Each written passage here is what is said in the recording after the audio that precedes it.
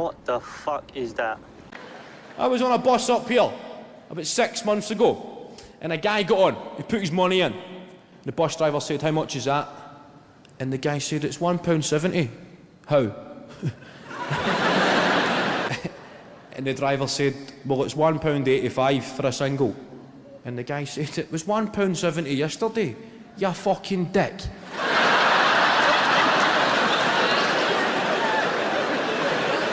Classic negotiation tactics. But the driver held his nerve and he said, "Well, it's £1.85 today, you fucking dick." It was good. So on public transport, you see a battle of the wits like this. And the guy just lost it. He said, £1.85. I don't want to buy the fucking bus.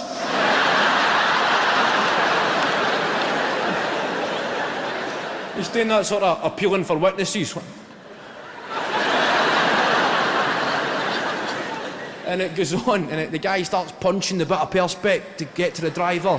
And over years of taking the bus, I have familiarised myself with the onboard safety instructions. When a guy kicks off with a driver, don't even fucking look, just turn, look out the window, stare at the chewing gum, and go to a happy place.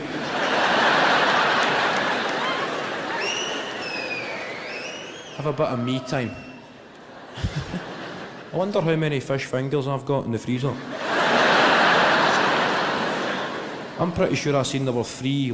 I need to stop eating odd numbers of fish fingers. That was inevitable. There was going to be 3 left. Now what the fuck am I going to do with 3 fish fingers? That's not a lunch or a tea. That's just no man's land. I'm going to have to have one of their Tuesday night dinners when you put a gammon steak and then just chuck the 3 fish fingers on as well.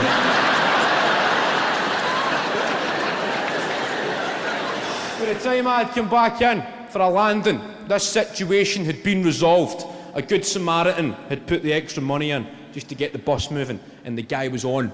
He'd made it. Everybody's bracing themselves. Where's he going to sit? It's quite a quiet bus. I was going, fuck. The guy's on. And it was then I realised that I was sat in the seats that are designed for conversation. You know, the seats that face in opposite directions. For people looking for stimulating debate with like-minded folk on the world's big issues. Speaker's corner, that's where I was sat.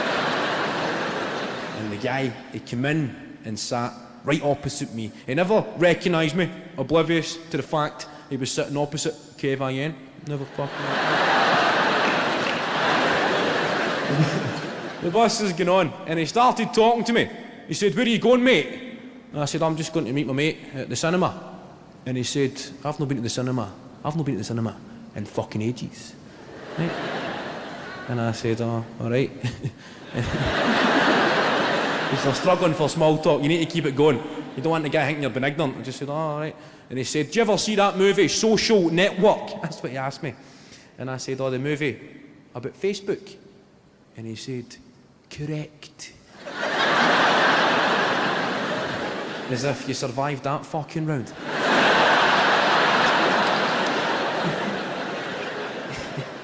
He said, "That Mark Zuckerberg, he's worth billions, mate." And I said, "Oh, I can imagine." And he said, "How?" And I said, "Well, he's the owner of Facebook." And he said, "Aye, but how does that make money, mate? It's fucking free." And you don't laugh, the onboard safety instructions tell you, do not. In order to avoid a punctured lung, keep your face firmly on screensaver mode. Just. He said, "If I was in charge of Facebook, mate, I'd be saying fucking quid a go."